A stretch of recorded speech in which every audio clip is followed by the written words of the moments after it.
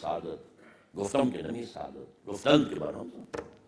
اس کے لیے جدوجہد، پہلی بات number 1، nothing short of the establishment of total Islamic system of social justice. This should be the declared goal. یہ کہ ہمارے دل میں یہی ہم یہی کام کر رہے ہیں، نہیں، ختم۔ This should be the declared goal. Number 2، اس کے لیے methodology has to be derived from the سیرہ of محمد صلی اللہ علیہ وسلم۔ یہ کام انبیاء میں ہاتھوں ایک ہی کے ہاتھوں تو ہوا ہے نا، ابراہیم کے ذریعے کوئی نظام قائم ہوا دنیا میں؟ حالانکہ امام الناس ہیں، خلیل اللہ ہیں، ابو الانبیاء ہیں، بہت اونچا مقام ہے۔ واتخذ ابراہیم خلیلا، واتخذ اللہ ابراہیم خلیلا۔ یہ صورتحال جو ہے نوٹ کیجیے، لیکن وہ کام تو نہیں ہو سکتا، نہ وہ کام موسیٰ کے ہاتھوں ہوا۔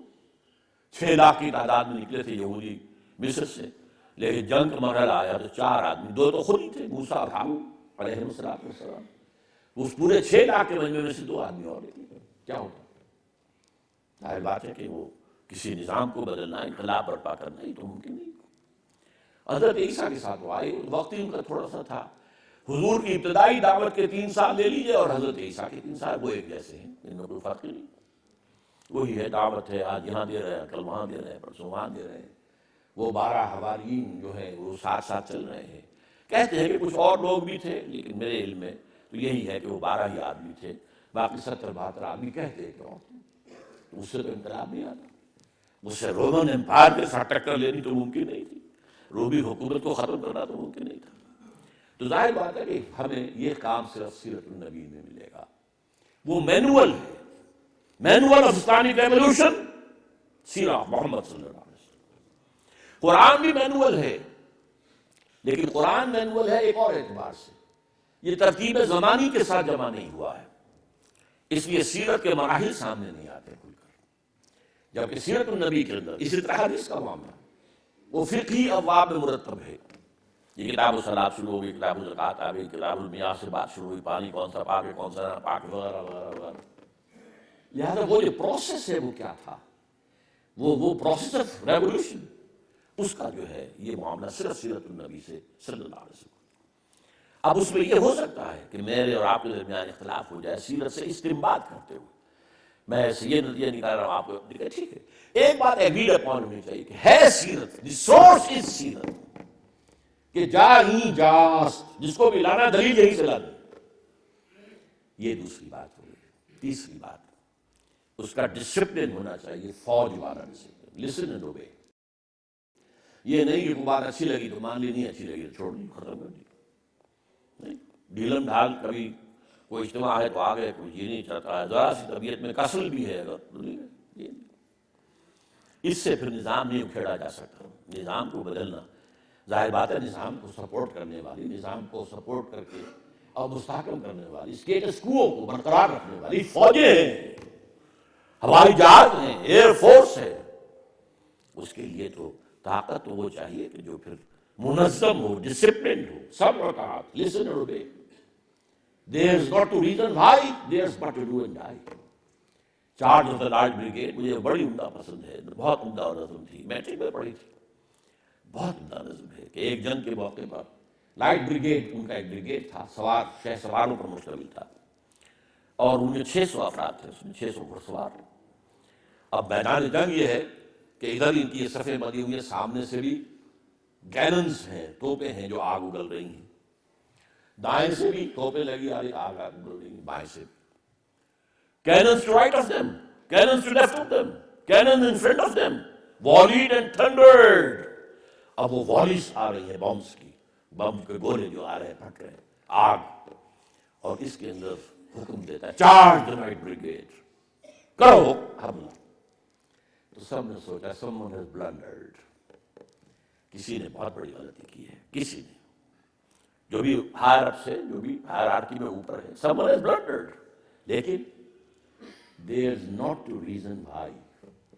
فوجی کا یہ کام نہیں ہوتا کہ وہ سوال کرے کیوں نہیں، there's but to do or die۔ ان کا تو ایک ہی کام ہے، کام وہ کرے یا جان دے، بس، nothing third۔ آرمی، اس کو کہتے ہیں آرمی ڈسپلن۔ تو آخری الفاظ بڑے پیارے ہیں، so into the valley of death road دی 600 کے 600 جو ہے وہ موت کی وادی میں اتر گئے. تو اس طرح کا ڈسپلن جب تک نہ ہو تو وہ جماعت نہیں ہے. وہ تو پھر ہجوم ہے.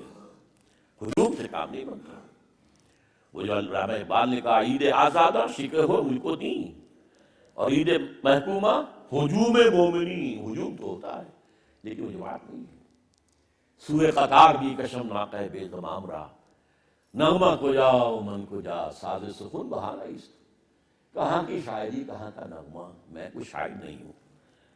مزا یاراں غزل خانے شبر تو مجھے خامخواہ شاعر بنا دیا گیا ہے. شاعروں کی صف میں کھڑا کر دیا گیا. میں شاعر نہیں ہوں. نغمہ کو جاؤ من کو جا ساز سخن بہانا اس. سوئے قطار بھی کشم ناقہ بے زمام راہ. یہ جو اونٹنیوں نے اپنی زمامیں توڑ دی ہیں اور کوئی ادھر بکھر گئی کوئی ادھر بکھر, ورنہ ایک اونٹنیوں کی قطار چلتی ہے اور ایک کی دم کے ساتھ دوسرے کی جو ہے وہ اگلی جو ہے وہ رسی بندھی ہوئی ہے دوسری. لیکن یہ کہ انہوں نے سب وہ توڑ دی. ناقہ بے زمام ہو گئی. تو اب وہ کوئی ادھر ہے کوئی ادھر ہے کوئی ادھر بھاگ گئی ادھر بھاگ گئی. اس کو جمع کر رہا ہوں. بہرحال تیسری بات یہ ہے کہ اس کا ڈسپلن ہونا چاہیے. چوتھی بات کیا ہے؟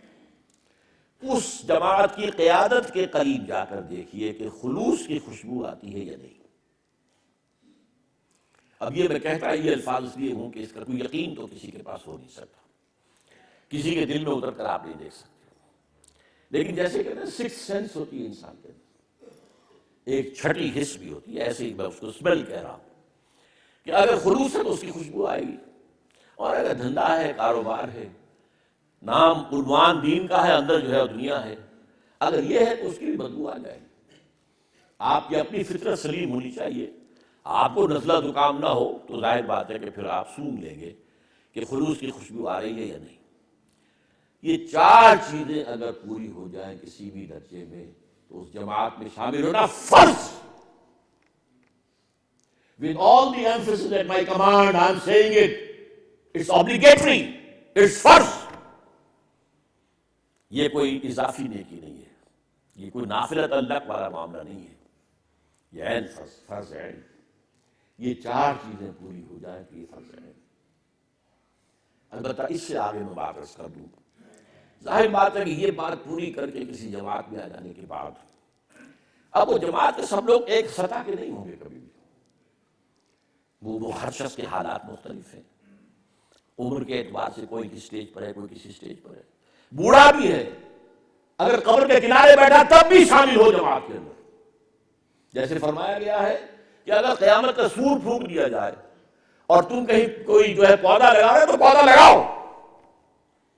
اسی طرح یہ اس سے کوئی ایج جو ہے وہ ایگزمپٹ نہیں ہے. لیکن ہاں ٹھیک ہے حالات ہیں. کوئی بہت توانا ہے وہ کمزور ہے. کسی کا ظاہر بات ہے لیول آف کانشیسنس بھی اتنا نہیں ہو سکتا. ایمان کی گہرائی کے درجے بھی سب کے برابر تو نہیں ہو سکتے. تو فرق رہے گا. لیکن اپنے اپنے ذاتی حالات اپنی اپنی جو بھی کیفیات ہیں ان کی سطح پر آدمی جد و جہد کرتا ہے.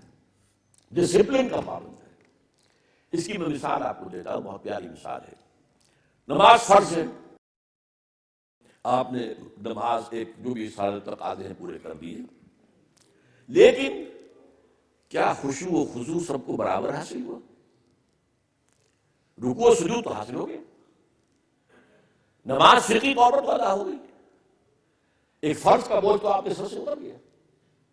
البتہ یہ کہ جس میں آپ جیسے کہتے ہیں جتنا گڑ ڈالیں گے اتنا میٹھا ہوگا.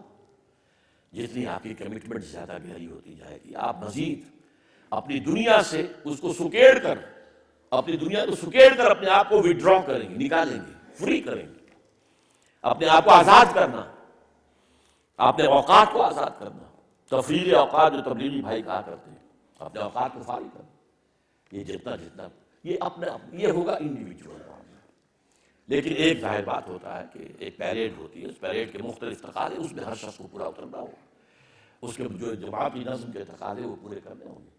البتہ اس کے اندر رہتے ہوئے ظاہر بات ہے کہ اس کے اندر جو ان پٹ آپ کا ہے جتنے بھی آپ محنت کرتے ہیں جتنا بھی اس کے اندر گڑ آپ ڈالیں گے اتنی اس کے اندر مٹھاس زیادہ ہوگی. اتنا ہی اللہ تعالیٰ کے یہاں درجات جو ہے وہ آپ کے بدن سے بدن تر ہوں گے.